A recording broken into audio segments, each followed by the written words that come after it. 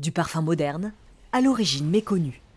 C'est à Montpellier au XIVe siècle qu'un médecin apporte une technique révolutionnaire. En fait, c'est un alambic qui va permettre une distillation alcoolique. On va pouvoir capturer les molécules olfactives en plus grand nombre déjà pour chaque plante et en plus on va permettre de les faire durer beaucoup plus longtemps. Le premier parfum est né à Montpellier parce que les premières compositions parfumées avec une distillation alcoolique ont été créées ici. Elles remplacent les préparations à base d'eau ou d'huile et sont élaborées dans des pharmacies comme ici, celle de la Miséricorde. Ça, ce sont des instruments très précieux pour les pileurs d'épices. À l'époque, les parfumeurs étaient avant tout des apothicaires et des épiciers, nombreux à Montpellier, sur la route des épices.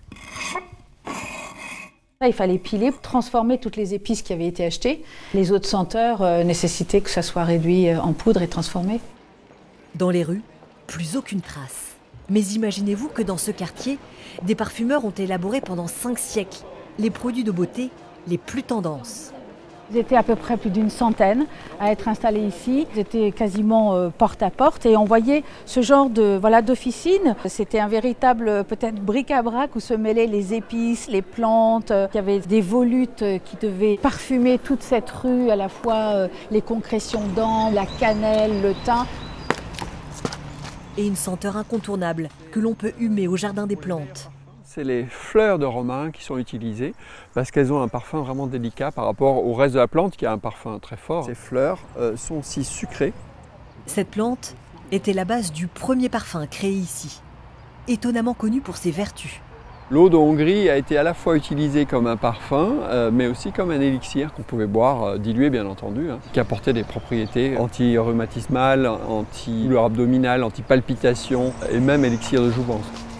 À l'origine, l'eau de la reine de Hongrie était avant tout un remède. On faisait l'amalgame entre les mauvaises odeurs et la maladie. Donc on soignait les maladies aussi en apportant des bonnes odeurs. Il y avait donc du romarin qui a été enrichi après avec entre autres de la lavande, avec du thym et avec du jasmin. D'autres secrets de fabrication se cachent dans ce droguier de la faculté de pharmacie, collection unique de 15 000 plantes. On déniche ici de petits trésors, les derniers à avoir été conservés. Il y avait ce qu'on appelle des fixateurs pour que le parfum tienne. Ça peut être les glandes du castor, le benjoin, qui est une gomme en fait, extraite d'un arbre. Des parfums plébiscités partout en France. Alors pourquoi ont-ils été abandonnés et oubliés? Grasse, qui n'avait pas de développement économique, a récolté, si vous voulez, l'économie de la création du parfum. Et Montpellier l'a délaissé pour se concentrer sur la médecine. Et toutes ces huiles essentielles ont été utilisées surtout en tant que médicaments. Pourtant, la tradition perdure à Montpellier. Et au niveau de la facette jasmin, qu'est-ce que vous avez décidé de faire? À l'université, deux cursus forment toujours les futurs nés. Donc venir travailler un piment et un poivron qui sont assez jeunes, assez modernes. L'université abrite même cette entreprise. Odorescola crée des parfums et des senteurs inédites. Cette résine, elle est très très odorante. De cette résine d'un arbre africain, Michel est parvenu à extraire 2 produits encore jamais utilisés en cosmétique.